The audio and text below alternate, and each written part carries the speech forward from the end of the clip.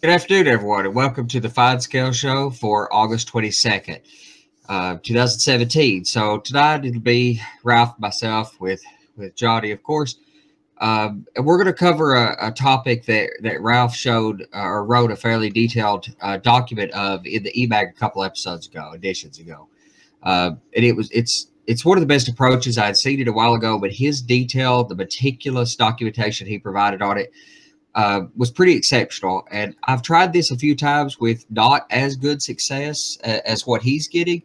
So we're going to jump right into it in just a second. And he's going to walk through this process through his presentation material.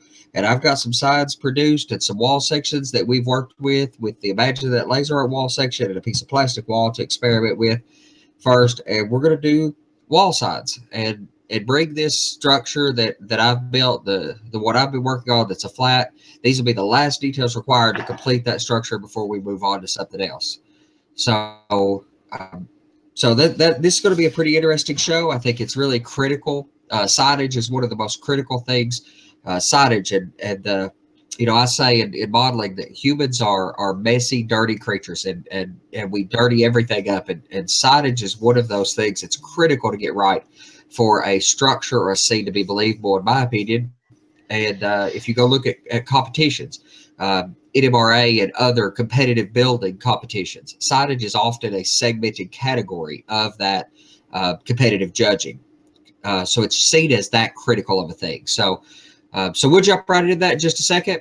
Johnny, if you'll cover our promotions, we'll get right to it. All right, just want to say go to YouTubeModelBuilders.com.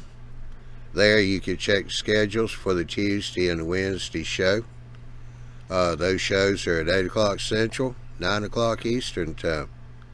The Thursday and the Saturday once a month show is 9 o'clock Central, 10 o'clock Eastern time. We just had a live show last weekend. Yeah, my memory's a little short right now.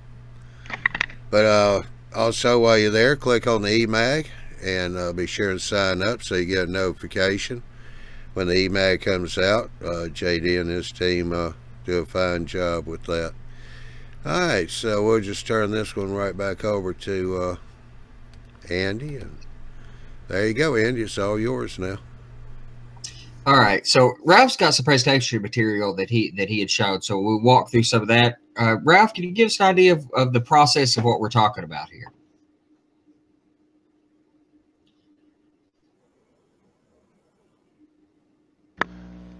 I'm going to show you the end result first. Wonderful. Is that on screen? Yes, sir. So this is done with either tissue paper that you have in gift wrap or tracing paper that you can get from an art store. And I used my Kodak inkjet printer to do this. And the reason that I started doing this, because every time I see someone do signs, I ask them what their process is, and they'll tell me, and Andy told me the same thing when I asked him. He takes the sign and he turns it over and uses sandpaper on the back to thin it out. Or they'll wet it and sort of roll the paper off until you get it almost thin enough. Well, I think that only works about 50% of the time, because sometimes you blow right through the face.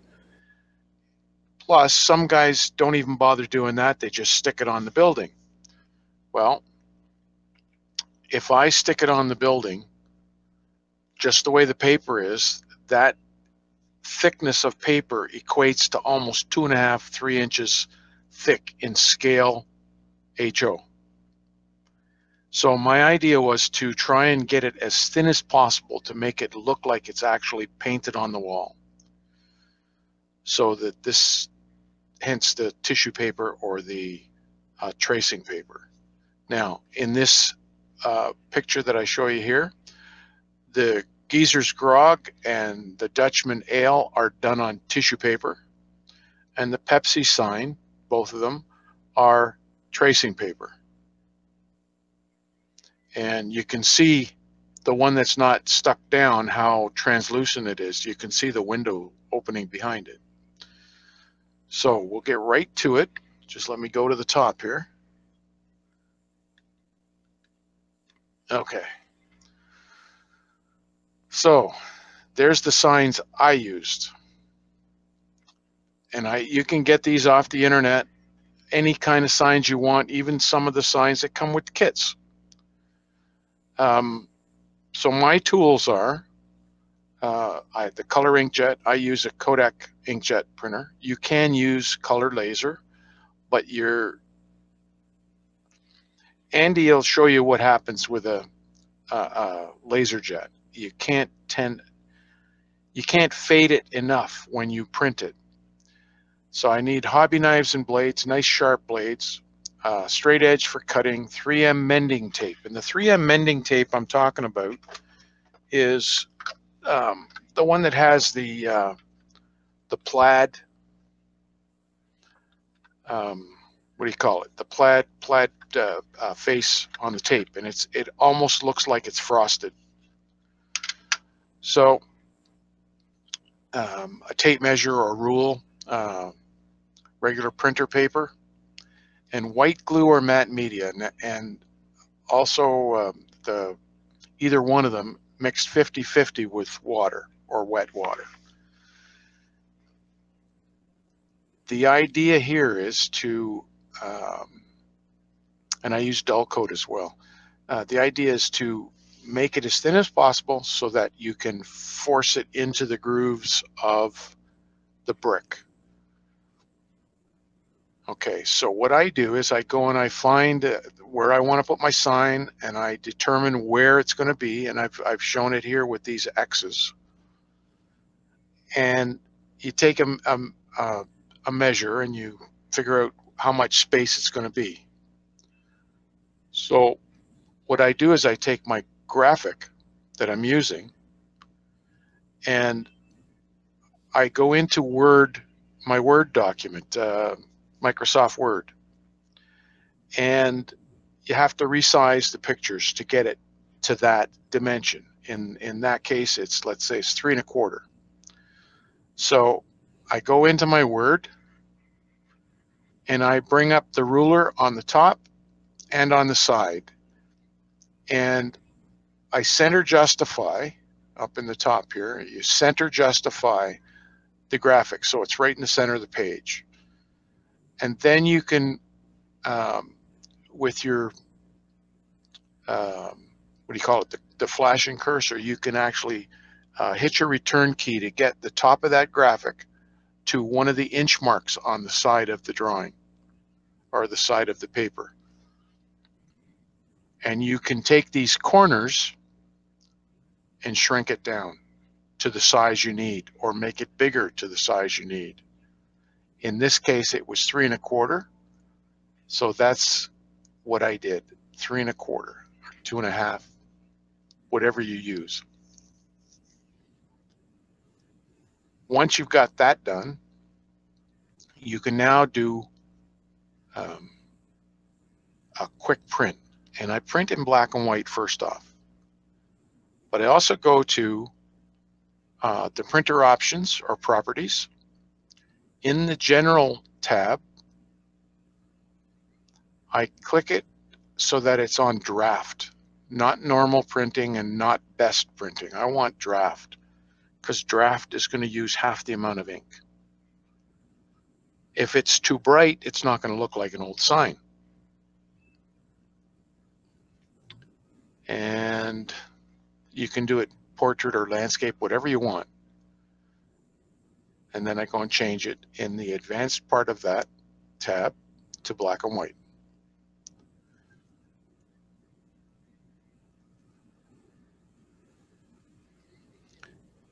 So now I have it all set up for the printer and so on. And I put my paper in the printer, and what I do when I put it in the printer, the end of the paper that's facing me, I mark a little X on the right-hand corner. so that I know that for me, before it prints, that's the top. When it comes out of the printer, it may come out upside down, and you need to know this so that when you put your paper back in again, because we're going to put that piece of paper back through a couple of times.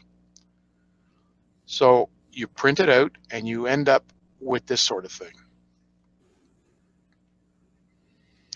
So I allow 3/4 of an inch to 1/2 an inch, maybe even an inch around the outside of the graphic. And I cut along that line. And I pop it out and I replace it with tracing paper. Now that's printed, but I've got some pages here. Well, it's better to do it with this. Okay. So I use the 3M tape and I put it down the sides, but on the back. Okay. And I've located my 3 1/4 where I want it. And then I feed it through with the tissue paper or the tracing paper using the original paper as a carrier. Goes through the printer, comes back out again, and it looks like that.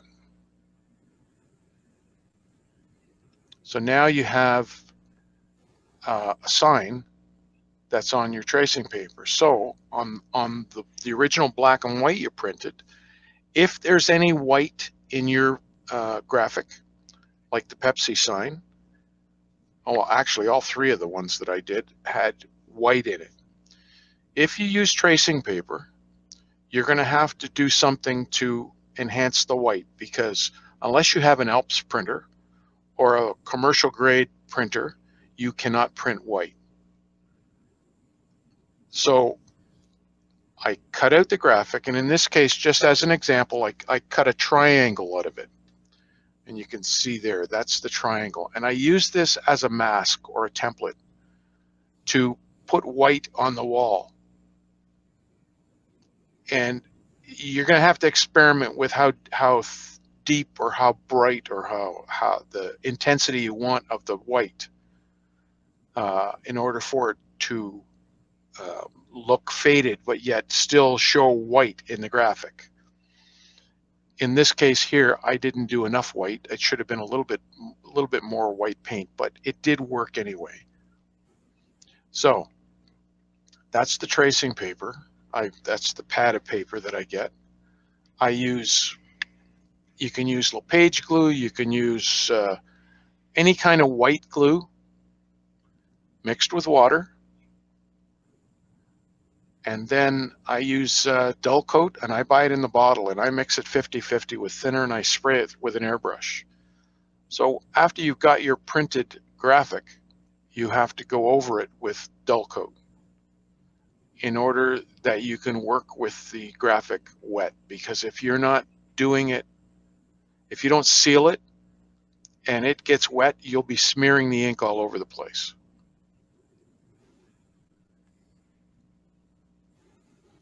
So the first sign goes on, and you can just barely see where I did the white going up there. But the sign went on, and because this was tissue paper, it actually had some white backing to it. So it showed up okay. You can further enhance this to make it look more worn by taking some emery paper, the stuff you use when you wet sand, and just lightly go over the top of it, and it'll take some of the highlights of the brick and bring them out, and it'll make them look white. So you'll lose some of the color of the sign, which is what you want. We come to the next sign, and that was after a little bit of sanding, and it was done on gift wrap as well, tissue paper. And that didn't turn out too bad. Now I didn't paint the back of that because after seeing how the first one turned out, I didn't bother. And this one here and the Pepsi sign are the ones I like the best because they faded the best.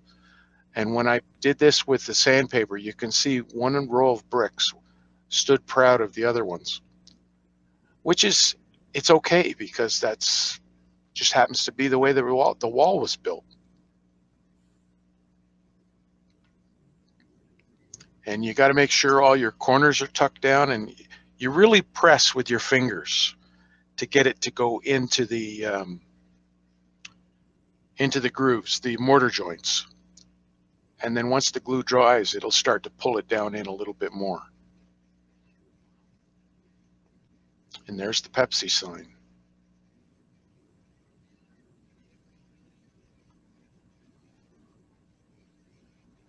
So again, once it was on the wall, in this case, I did paint the back with white because I used tissue paper for this, or pardon me, tracing paper. And it's more translucent than the tissue paper is. So I did a bit of white on the back. You can even do the white on the back of your graphic if you want, but it'll start to wrinkle if you do that. You want to get it on the wall first. So it's best to do it on the wall. And then I went over it with sandpaper again. And you can leave it without hitting it with sandpaper. It'll just look like it's a newer sign. The more faded it is, the more it'll look like one that's been neglected for years. So there's the end result again, the three of them. Now Andy's doing some stuff on his window or his wall board, and hopefully he's following the same methodology.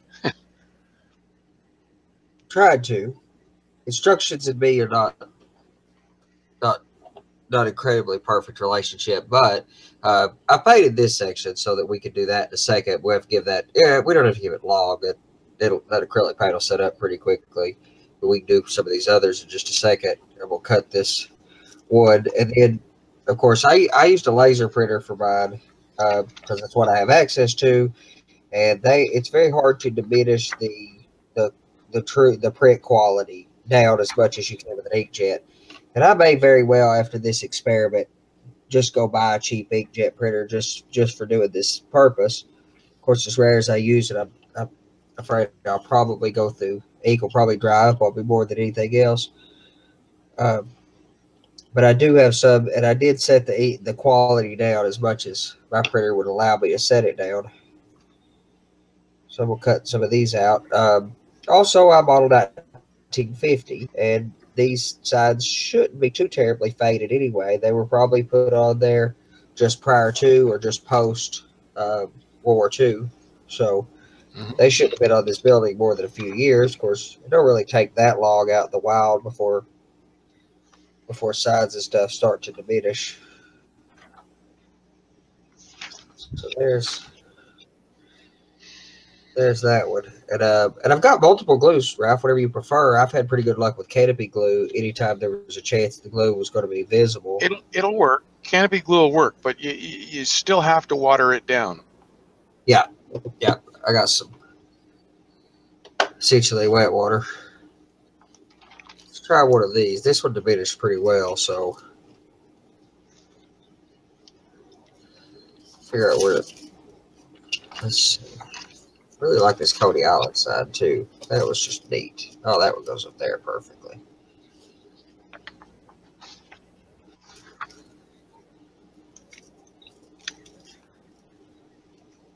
Yeah, all right. Let's do this one first. There's a couple of good sites, and I don't have a record of them anymore because how many signs did we figure I sent you last night, Andy? 1,500? 1,577. I had to dig for a while. There's so many good ones, it's hard to find. For me to keep track of where I got them from, it's almost impossible. All I'm saying is if you see stuff out there, copy it. Pinterest is a good place to get graphic signs from. I'm doing that right now with Coke and Pepsi and Orange Crush and Canada Dry. All you have to do is go to Pinterest and type in a search for Coca-Cola, and the stuff that comes up will blow your mind.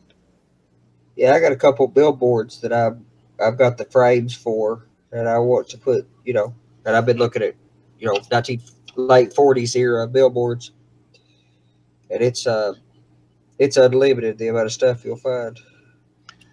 I found the easiest way to resize a picture is in Microsoft Word, because of the rulers that's on the top and side. And once you click on the picture, you get those 4 pins on the corners that you can drag to make it bigger or smaller. You can even turn it sideways if you want. When they give you real world measurements as to what your printer, they're not perfectly accurate, but they're really close to being accurate as to what your printer will actually put out in the real world. And when you're looking at something on screen on your computer, it's really hard to get a feel for what is going to come out of the computer. That's the tape that I use, the Scotch brand, and it's got the green plaid on it.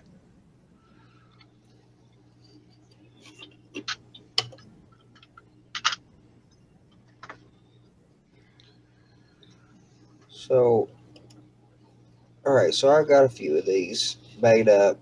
That paint, I mean, I wanted it to be kind of diminished. I kind of painted it diminished anyway. That's not. We'll swatch at that. I don't know whether you can see that. That's the tissue paper. And the square that I cut out is just taped back on this piece of paper again. And there's the triangle that I cut out to make the template. So don't throw anything away until you got the sign on the wall.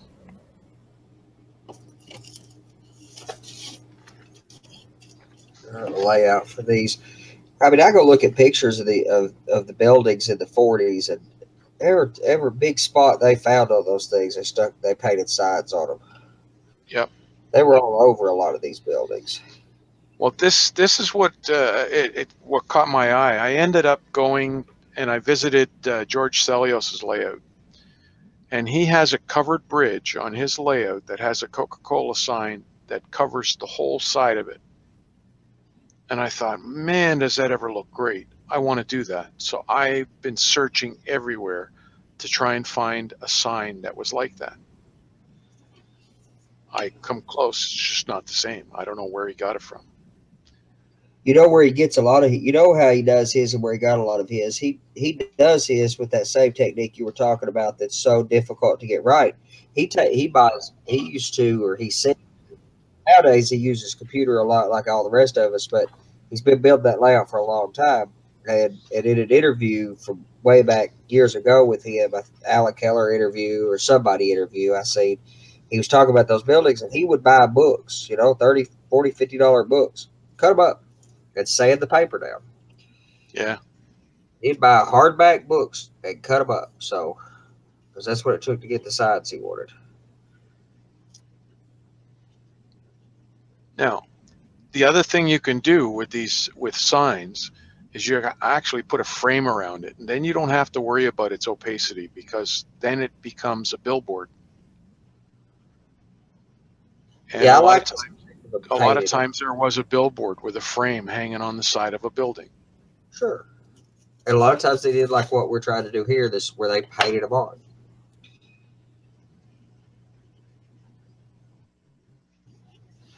All right, so apply glue to these, dilute glue. Let's get some of that. As long as you know where it's going. Yeah, I got my plan. And you're gonna need a sponge as well. All right, let's see. It'll help you push it down. Yep, I've got rare earth sponges I use. I've got spoogers. Probably the rare earth one. It would be better. Right, then you can get your fingers right in behind it. Yeah. and Natural. make sure it's a wet sponge. Yeah. All right, so a fairly dilute mixture of glue. You apply it to the wall or to the decal or to the paper film, or I guess it matters much, does it? I would do it to the wall. What I ended up doing is I just very carefully put a few little tag marks with masking tape so I knew where to stay inside of. Like all you have to do is diagonal corners so that you know your limits. And then put the glue on the wall and then put your sign right on top of it and make sure that the sponge is damp, because you're going to push that glue all over the place. All right. Just little tiny corners is all you need, because otherwise they'll get in the way. Plus, you don't want to glue them onto the building, so as soon as you can take them off, do it.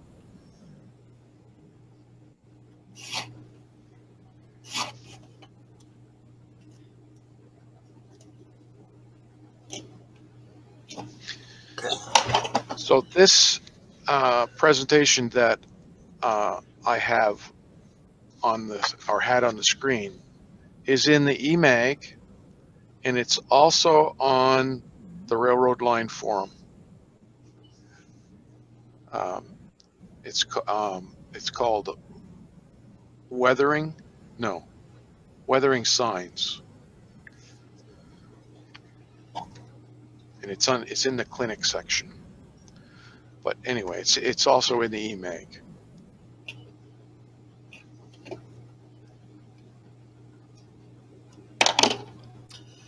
The basic premise of this, I have an old Motorola Craftsman I've kept for years. I hate paper magazines. I hate having to store them and deal with paper. And I've kept this one for years because it showed a technique very similar to what you're doing. I guess it showed the same technique. It just, there's a lot of details that seem to be missing from that instruction. Of course, it's like a 1980 article or something. That should be enough. Just take a pencil and mark the bottom on the brick. Okay. Yeah, fine, wait a second. The track playing lightly, so I run off. I know where it goes. I've got a mark there.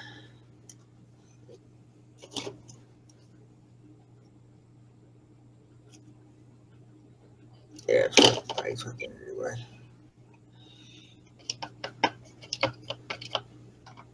You're going to have to put lots of glue on, because you want to be able to squeegee it out.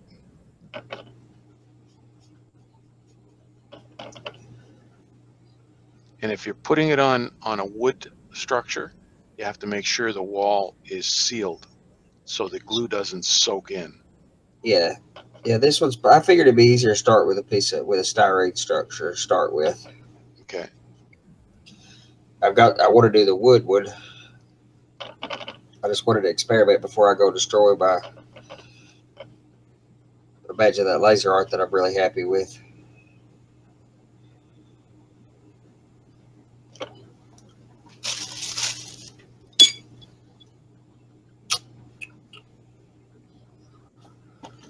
Okay, put your sign down.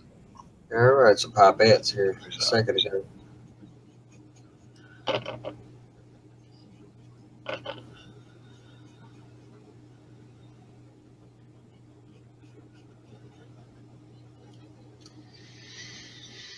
The tape will also help you. They end up as registration marks to help you place the sign. And then once you've got it down, you can take the tape off. All right, like suctions. It like suctions it down to the wall anyway. Yep.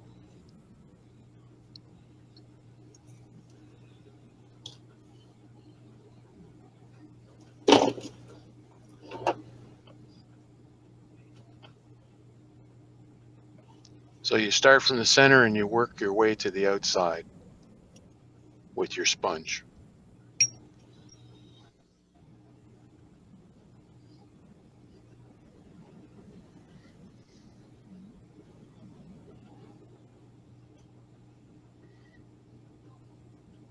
It really does. Sucks it right down into the brick. So now the excess glue that you have on the brick, you have to make sure you get it out, so, or get it off. That's why you use a sponge, so you can wash it. Your corner went funny? Yeah, a little bit. Afraid it'll tear since it's so wet.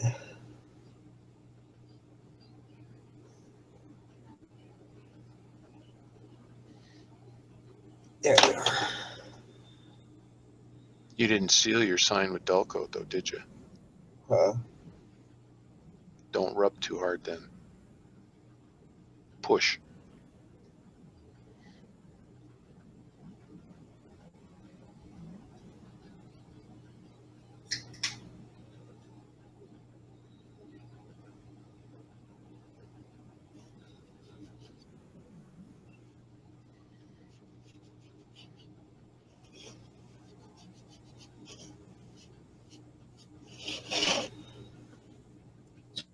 Hard to tell if it's at the.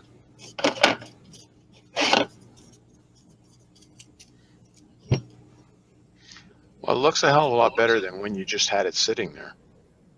Well, yeah. And I want them to look like they're reasonably fresh size. Like I said, it's, it's not meant to be.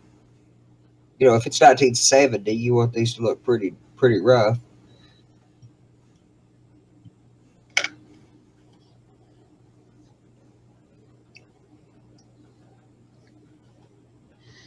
Sides, the paper seems to take a bit of beating.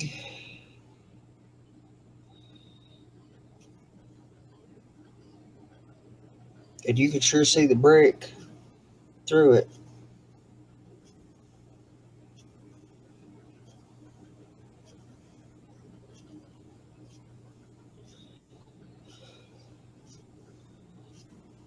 Because you can see the different colors I had of stamp texture, where I used a few colors of red when I painted this.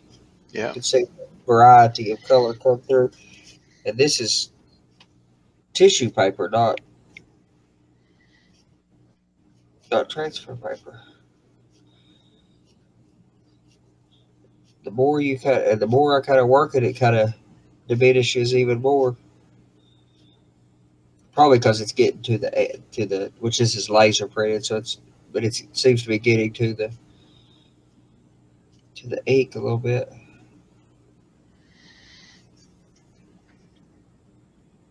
I think you should be good. Not bad. I've tried this several times, but I've always done it. I've always sanded paper. I did one on a Bar Mills No kit. need. This method, and it's not just my method. I got this from Donnie Railton as well. He uses a similar method to this. So with the two of us together, we came up with this. This guarantees your sign every time. Yeah, I've seen parts of this technique you show, but never really how to get this good of a finished result.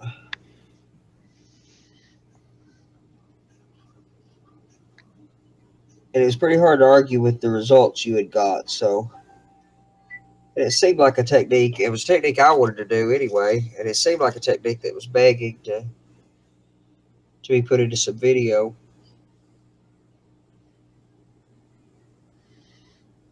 Just put it at the bottom corner, and put your other one at the top opposite corner. Yeah.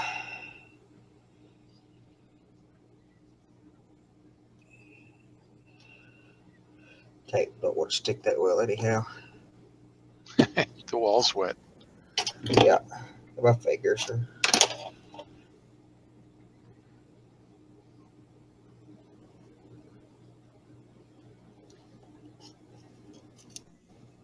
I don't need that much of it anyway.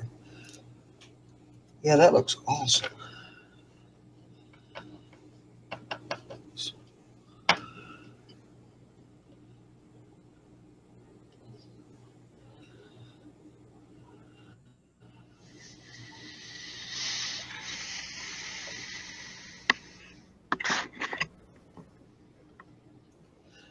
So what differences would a person have to do with a wood structure, like you were talking about it a moment ago, or a hydrocal structure? Because I plan on doing both of those structures in this small town that I'm working on for my layout. And if that's the case, you'll definitely have to seal your paper, the top side of it, with dull coat. Because you want the glue to penetrate the wall as well, a little bit. Sure. And the wood, it's going to do that to the wood. It's also going to do it to the plaster. Even if the plaster is finished with paint, it'll still do it. So you're mixing up your paint. I usually have a gallon jug. That's about how much I got left right now. But I use this 50-50 mix for everything.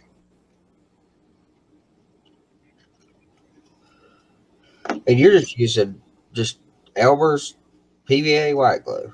Yep. Or LePage's white glue. Yeah. I also used Weld Bond. Some people can't get a hold of Weld Bond, and I don't understand why, but anyway. Weld Bond. Lowe's carries it nearby to me. I've messed with Weld Bond a little bit. The best application of Weld Bond is in the plastic like this, the squeeze bottle. Yep. Not the tube. The tube is messy.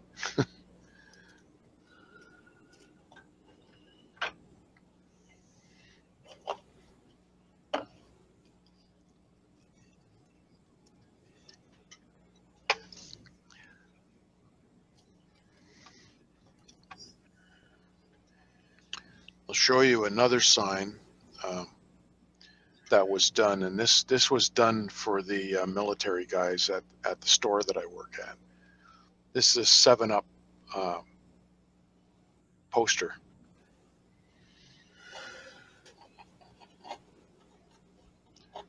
So there's actually 2 of them. Oh yeah, that's cool. So it's just like a billboard, but you can see where the splits are in the frame and how the corners have been chewed up a little bit. Like I say, the military guys, somebody's been playing with guns. So this one's done in wood, this one's done in plastic. I can't get this one off anymore because it's stuck into the base.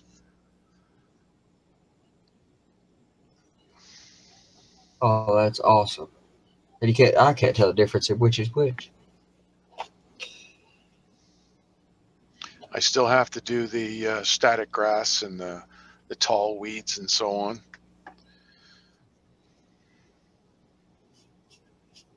It's amazing what capillary action, which does not happen with the thicker paper. That did not seem to be the case. The paper kind of floated until the glue evaporated away from it. This, I just barely aligned it, and the paper was basically setting with the slight U shape that it had from where I peeled it off from where I had it taped down, and it was sitting there floating. And as the moisture absorbed into the paper, it just sucked the paper down. And you can sure see the brick all the way through the sections where this one's going to shape up real well, especially sanding it. See, now that one, I still think it would have been good to have a white background. Yeah, I think so. I think when I put this, I like this particular picture. Well, I think I'll probably put this one on my wood structure. I was treating this as my, I believe in experimentation, so. Of course. And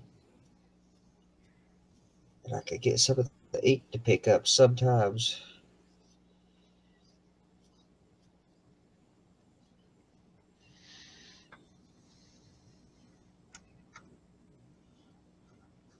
Eat some of the ink away from it sometimes, which I'll do that with the emery cloth in a little bit too.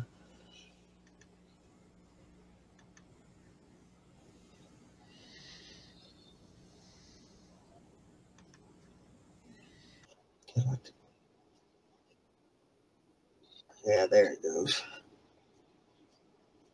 Yeah, you can start to really work it, and the ink starts to go away.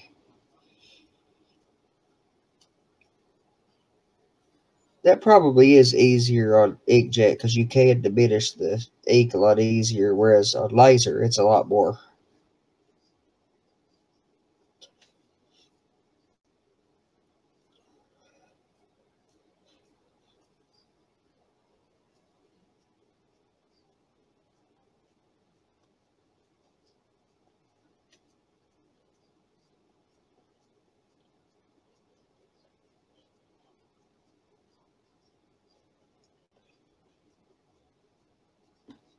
I would have thought that one would have been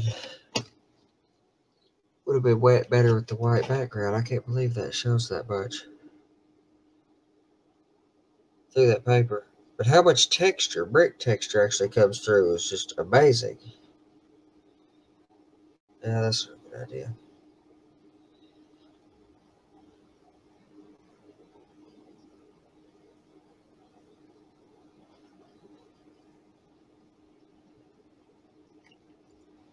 As paint set up enough, I could do this other one, but it was definitely too much white on it.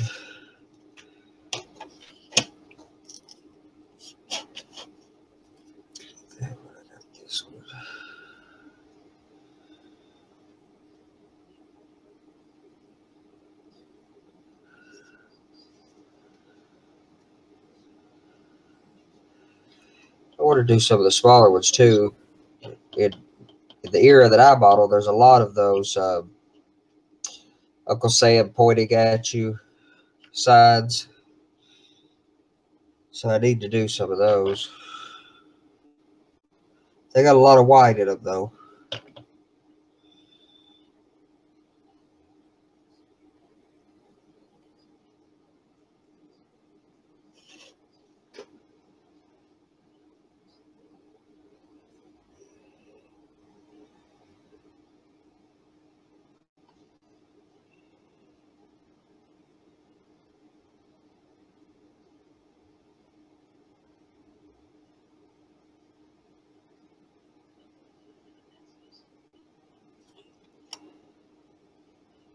As long as I keep a quarter picked up, I can move it a little bit. Once I put a quarter down, it doesn't. It's pretty down there.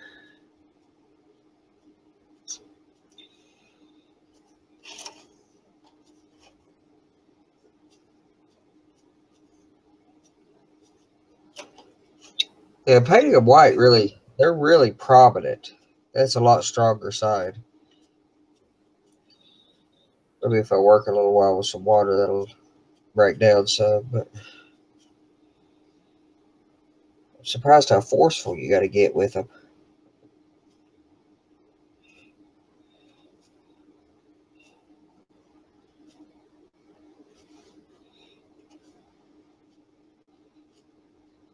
Push all that glue out of there. Otherwise, they don't see. If I didn't push pretty tight on them, they don't lock down as tight.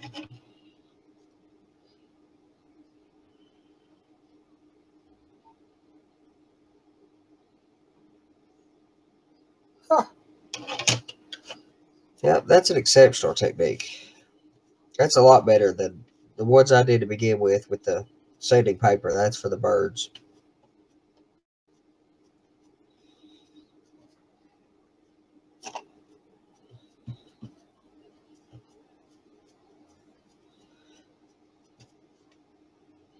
Would you do the same thing? I've got these billboards to make. Would you use the same basic technique to put them? Because the billboard's a smooth wood back surface, so you wouldn't need to do as much of this that we're having to do to kind of get the brick texture to show through.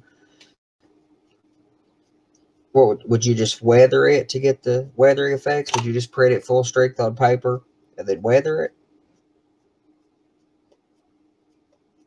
Oh, you're muted, bro.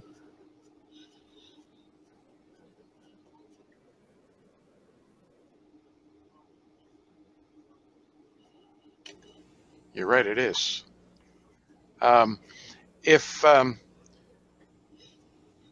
you print it full strength, it's going to overpower your sign. It's not going to look right. Sure. So for signs like that, I always print them in draft mode.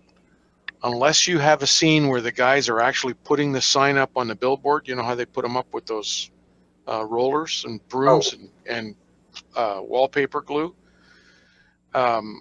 That's the only time it's going to be like brand new. yeah, I love that effect. Would you, so if you're doing a billboard, even printing in draft mode, would you print it on a thicker paper? Or if you're going to do a billboard, would you do it in the same? So, like the signage that you did on your hot dog stand, for example, Yep. did you use full strength or a full weight paper for that, or No, did you use no, I didn't. No, I did use not. tissue? I printed it on tissue paper, Even though it's except just for for except for the front sign where it says hot grill. okay. So you So use tissue that paper, has a border around it. So right? it's set inside, so I can make it the thickness, and it's not going to show. You're not going to see the thickness.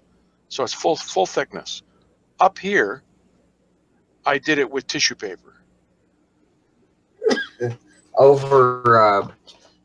It's So over you a piece did of, you do it over a piece of wood and then cut it out after the it's sign was in place? yes, well, not in place, but I took a piece of plywood, which was part of the original kit, scrap. I glued it on, and then I trimmed it very, very close to where the shape of the sign, and filed it and sanded it to get the shape. Once it was all dried and the sign was all dried. Right. How about now? Once these are set up and dry, how about post treatment processes for weathering, etc.? What should we do to weather these I sides? I would dull coat it. So dull coat and then lay any weathering over top of it, like Yeah, the water effects from where the gutter spillways are, exactly. that kind of stuff. Yep. Or you get that streaking down from windowsills Yep. on the edges of the windowsills, so you get a little dark streak coming down. It's not rust, but it's grime. Right. Do you use your aim powders for that effect? No, I didn't think you did. I use you can, but you have to be real careful because aim powders don't always look like they're uh, streaking down. Right. And they're strong, very easily overpowering. Yes. So I use a wash, which I can control. You can do it with acrylic, you can do it with oils. It doesn't really matter. Yeah, I've come to like working with oils better, just about as a general rule. Well, you have a longer working time. Yep.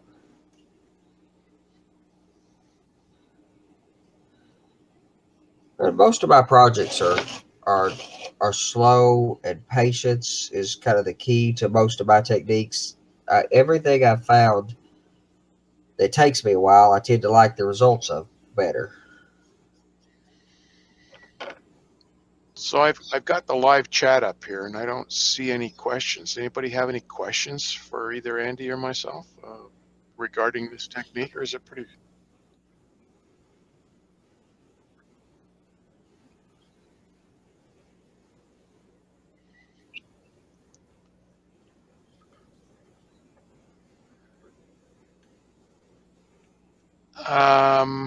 So was Scott asking? Is Scott asking about in the chat? I don't know if he's asking about the purity of the print in quality metric, which is the thing I kind of had a trouble with my laser printer. It wouldn't let me set that down as low as I would have liked. Or in sizing. In sizing, that's easy to have control of. But the quality setting is kind of that draft mode that Ralph's talking about was a little tricky for me with my printer. Well,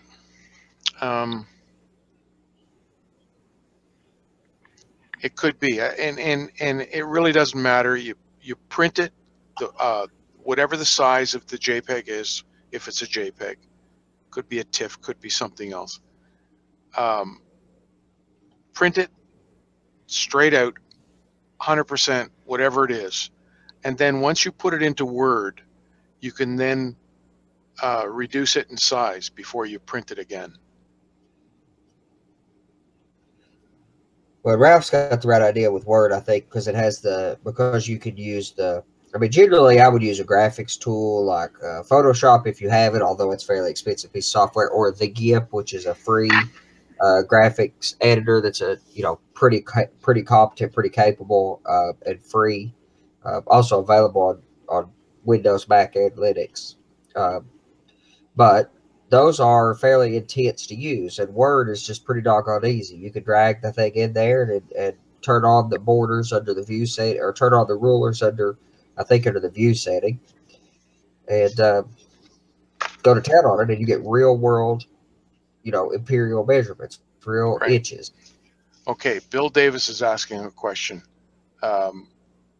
What type of paper are we using? He started a little bit late, so I get my stuff at an art supply store. So I have tracing paper, and you can also use tissue paper that probably your wife or your girlfriend uses to put in gifts when they give them at Christmas or whatever. Yeah. The thing about there, Andy's got the tissue paper up. Yeah. This is the tissue paper. It comes in, if you get your suit cleaned at the dry cleaner, it'll come in it, or you could buy it, Walmart for a couple bucks. I couldn't find tracing paper easily, so what I do is I take the tissue paper. Where's my sheet? I have a sheet here that I can show you if I can find it. Where'd it go? There we go. Mind you, this has got the hole cut out of it. That has the graphic cut out of it already, but you can see the difference between the printer paper and the tissue paper. The light's shining through that a lot better than this.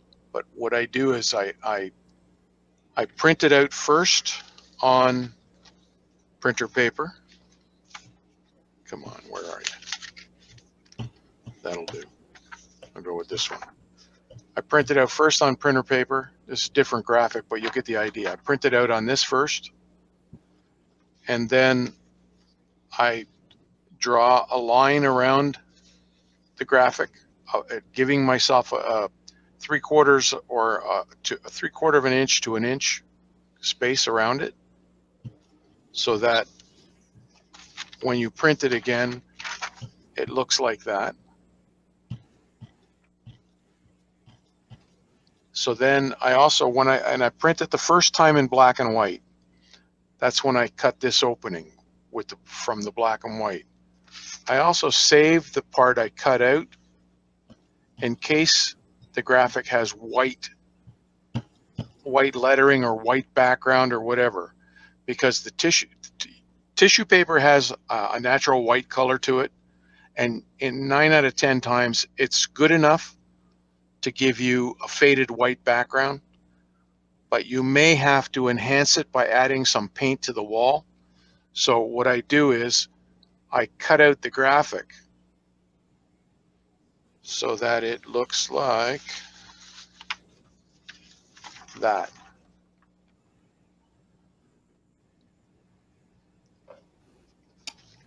Then I take from the black and white print, I take this with that graphic cut out of here, and I lay it down on my brickwork, and I either spray some white through the opening and use it as a template or a mask, whatever you want to call it, or you can dab it with a brush, but just lightly, so that you get some white in behind, and don't go right to the edges if you're going to use a brush. That's what I did with this one.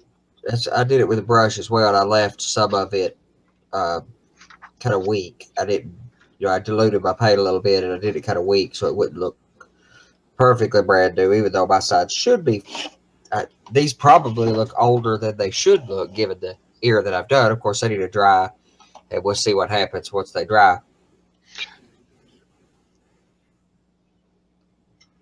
I'm not going to redo 36 feeders, but I was, Oh, he had done some. I had to put them on white reefers with the white lettering. Oh yeah, okay. So he had to paint his. He was doing refrigerated cars, reefers. He had to paint the reefers white to get that effect. So Okay. Again, it's the same thing. In your graphic program, you can actually create in Windows or in Word as well, and you can make a box with white letters in it. And of course, the white letters are not going to print. The black that you put around inside the box and around the letters is what's going to print. But you have to have a white background to put that onto.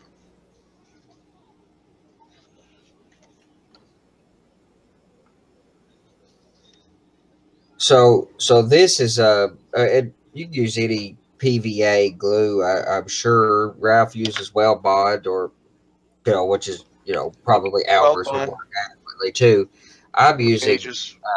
canopy glue because it's very, so if I happen to get a little out on the building, it dries about as clear. I mean, the reason that it's called canopy glue is that uh, uh, aircraft modelers use it to put Fasten their canopy. canopies on with, or to make window out of, or whatever.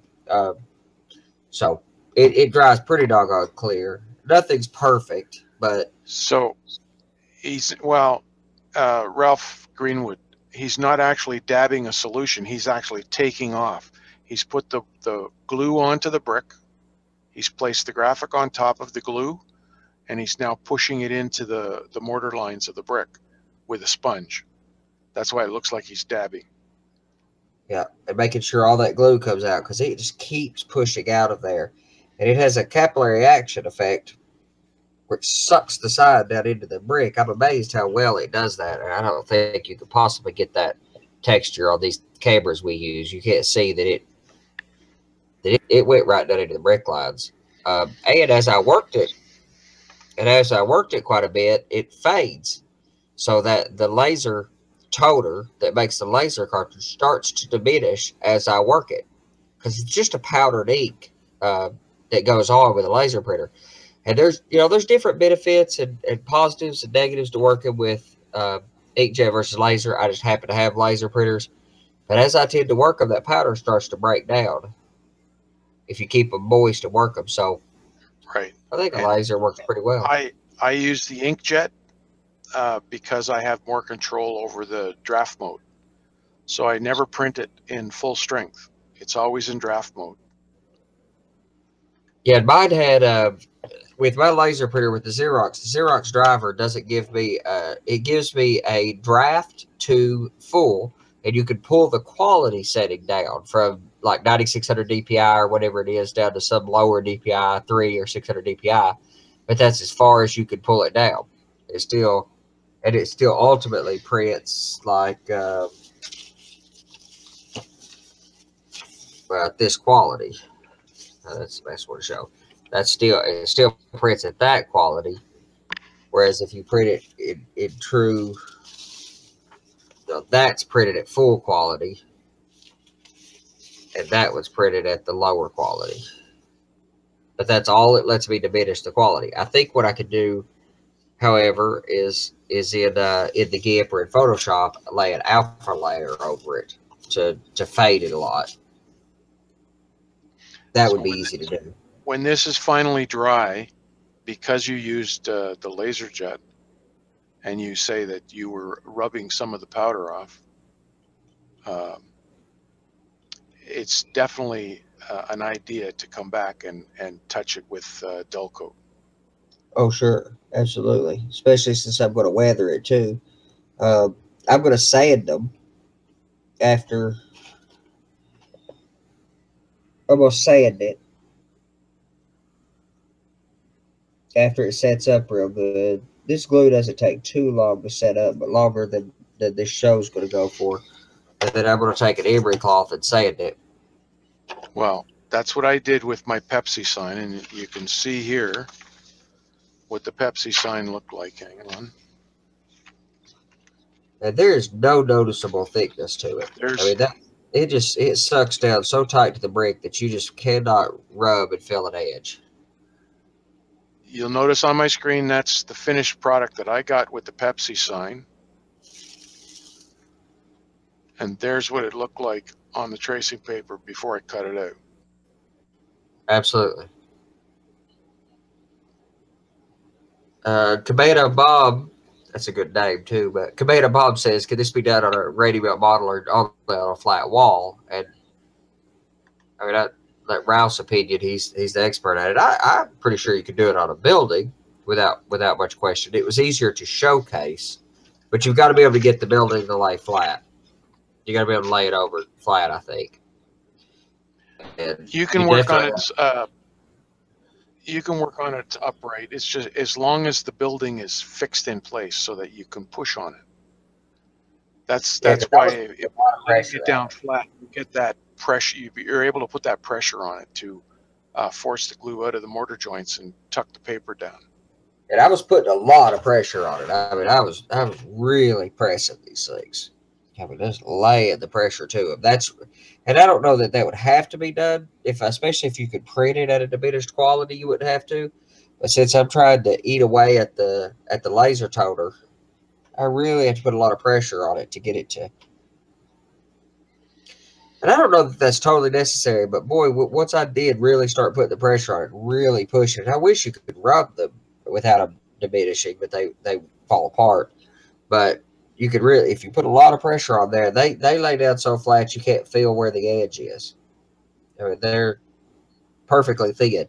And this tissue paper, in and of itself, it's a reasonably thin material. This is rough because I threw it in my bag when I brought it home from the office, but it's a reasonably thin material. But you could definitely lay that out and feel an edge to it. It definitely has a weight to it or a thickness to it. But once these suck down this brick, the ideal paper, if you can get a hold of it, if you know anybody that works in an engineering office or an architectural office, or even a interior design, it comes on a roll and it's called onion skin.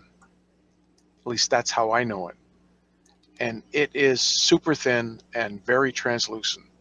Is that a Mylar, like a Mylar drafting paper or something? No, it's a regular paper. Like Mylar would be too thick for this. It's paper.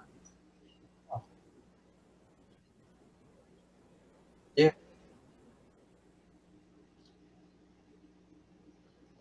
Well, that's pretty interesting. I'm amazed how well that technique worked. I mean, it looked good in the magazine.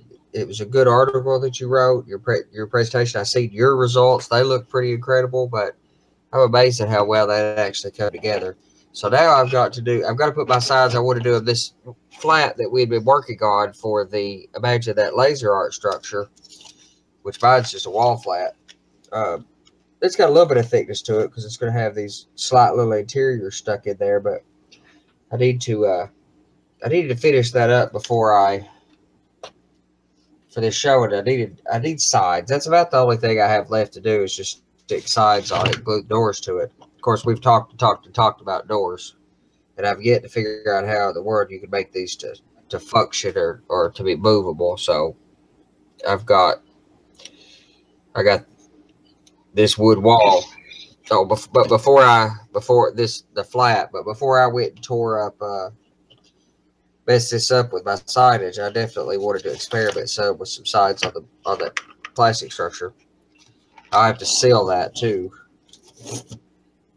and then that wall flat will go behind the CDC that I'm building now. I won't be able to put as much pressure on it though because I've got glass on the back of this, so I may be able to support it on some wood braces. I would tape the braces on. They're liable to move around as you're pushing, so I would tape them to the back. That's a good idea. Because I want to put some signage on it, especially around the door and stuff. This gets some smaller signage on it, but that'll finish that flat up. But signage is kind of the key to that. My building needs a sign as well. So I'm going to put it in between here, and it's going to be one of those black signs with the white letters. And I'm going to do it so that it's faded.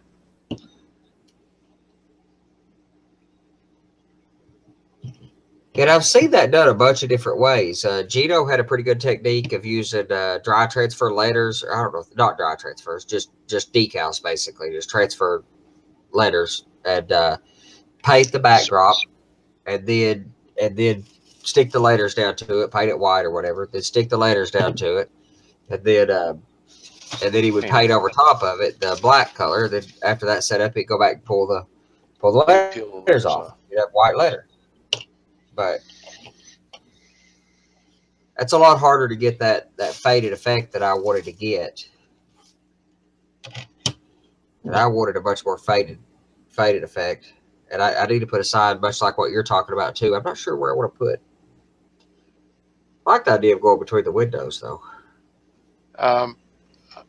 Cabana Bob and Stu are asking, well, one is asking, is onion paper thinner than vellum? And Stu says vellum is what he was referring to. I think onion skin is thinner than vellum paper. Vellum paper is the drawing paper that they do the architectural drawings on.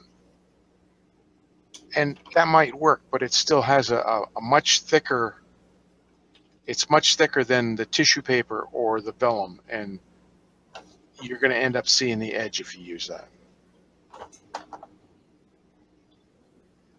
Yeah, they really, and Ralph Greenwood said they really do look painted on. And I just can't believe how thin this paper gets once it's sucked into the brick. And I suppose it is similar to decoupage. I've seen some of that decoupage stuff before. Mostly on, on Pinterest or something. You see a lot of that decoupage going on. That's what they're doing. It's printing it on some kind of thin paper and just laid it on. I think a lot of those people are doing it on thicker paper, but they're basically covering a dresser or a piece of furniture or a briefcase or something like that, a piece of luggage.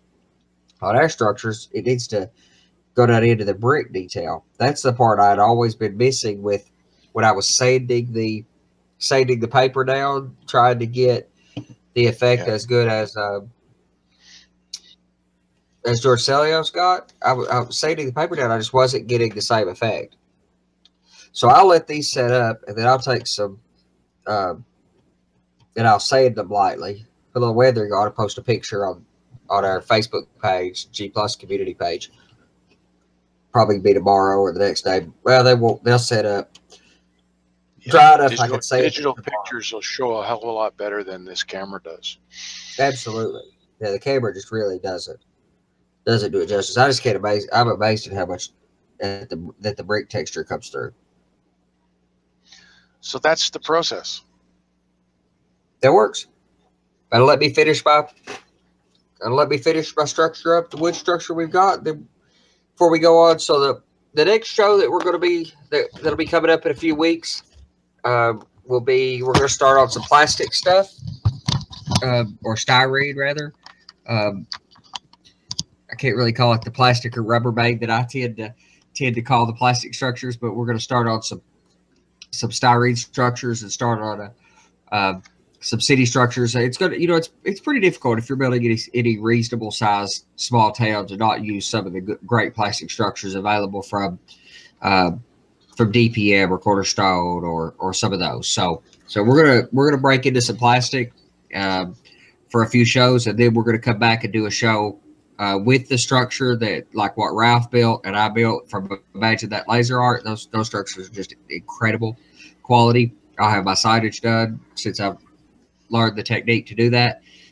And in a couple shows after we've completed a plastic structure, we're going to come back and plant both that structure and the plastic structure into a scene, do some sidewalk work and some of the scenery work around the structure. That's important to me that we do more than just structures, that we really plant them on layout. Because the most beautiful structure in the world, if it's floating off from the scenery in an unrealistic, unbelievable way, that has a pretty negative effect on what you're going for. So I think that shows that technique. That's all I have for this show. Thanks for everybody for joining us. And Johnny, Andrew Gilmore says, "What did I miss?" David Stark. Staples shows vellum at 30 pound weight paper and onion skin at 9-pound weight. That's a pretty significant difference. Yeah. Also, my mic's hot, by the way. Dustin Hoffman, he's using 50/50 as the glue. So on your next credit card statement, you'll see a charge from YTMB for coming in late. We're having to say it again. Just kidding. Yep, and I used, not that you have to use any PVA. KDP glue is effectively a PVA. There's just some of the properties about this makes it dry extremely transparently. It's too expensive to use for everyday scenery, but for structure modeling, KDP glue is one of those I like having. You know, there's a lot of glues that you need in your arsenal, but you know, KDP glue is worth having in your arsenal. Gosh, Eileen's, there's a bunch. But Eileen's is not water soluble. I don't. No, it's too well, and I suppose it is, but it's too. But I wouldn't use it. I stick to the PVA glues, the white glue, not the yellow carpenter glue. It won't break down in water. Yeah, and even yellow glue will break down in water until it dries. But once it dries, it's not water soluble anymore. Right. So just to give you an idea of how really simple this is to do, last night, I don't know, 10 to 2 last night, I told Andy what to do, what to prepare. And he did it, and he applied it to his building tonight, and it was just word of mouth sort of thing. So if you follow the instructions that I put down, I tried to make it as simple as possible so that it's very understandable in the write-up. In the EMAG, I believe it's in the one with the rusted Volkswagen on the front cover.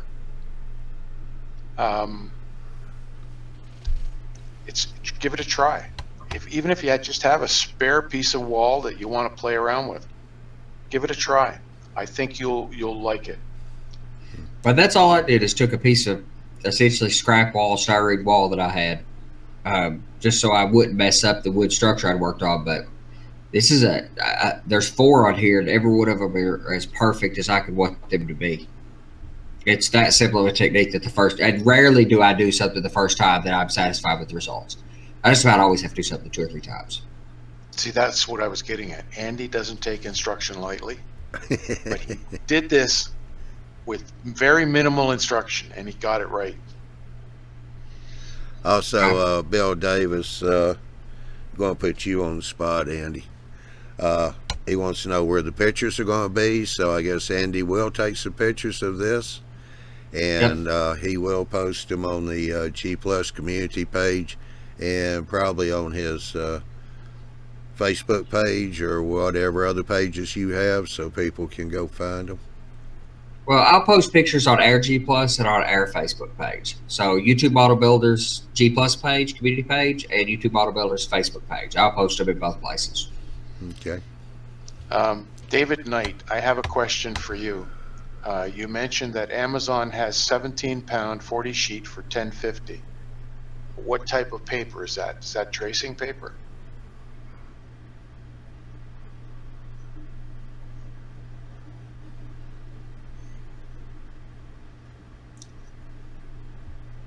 The tracing paper would have been the ticket. I just couldn't. The Hobby Lobby didn't have it.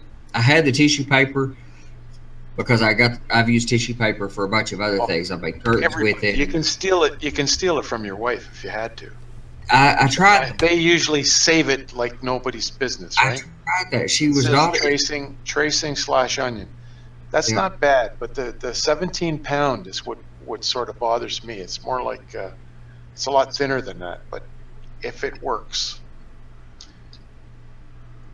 My wife swears she couldn't find hers, so she was really protecting it, I believe. But it's probably the same place as all the spoons are. Yeah, I have no idea what happened with the spoons. You got a good memory, brother. For everybody's information, Andy eats his ice cream, and he's always grabbing the spoons, but he never takes them back to the kitchen, so she's walking all around the house looking for spoons. It giving me a hard time on our normal hangouts. Yeah. All righty. You don't embarrass me. Thanks everybody for coming.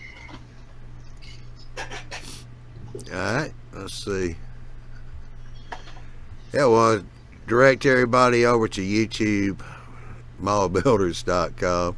I had to read the page to see, remember what I was going to say. There you can check the schedules for the Tuesday and Wednesday show.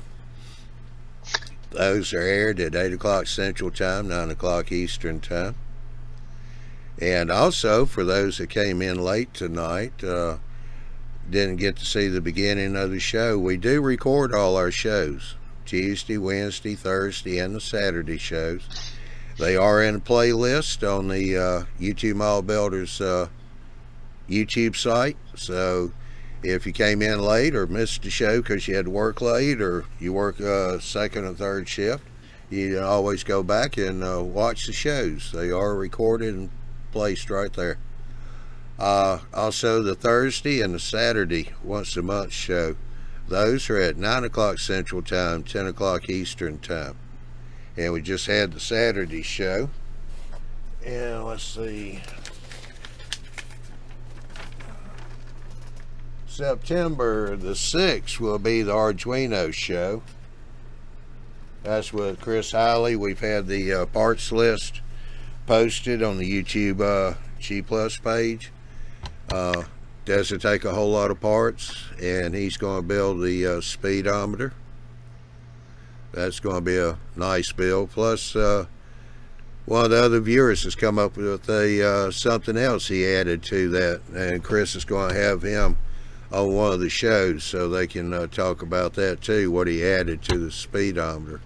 So that's going to be very interesting. Also, be sure and click on the eMag and sign up for email notification. So when JD and his crew get the e-magazine out, you'll be notified and be able to download that. They always do a good job with that. So, I want to say thank you for joining in tonight's show. And we shall see you on the next Thursday. Yeah, this coming Thursday. For the Thursday Night Live show. That's one I call the Somewhat Controlled Chaos show. So y'all have a good night. We'll see you Thursday night.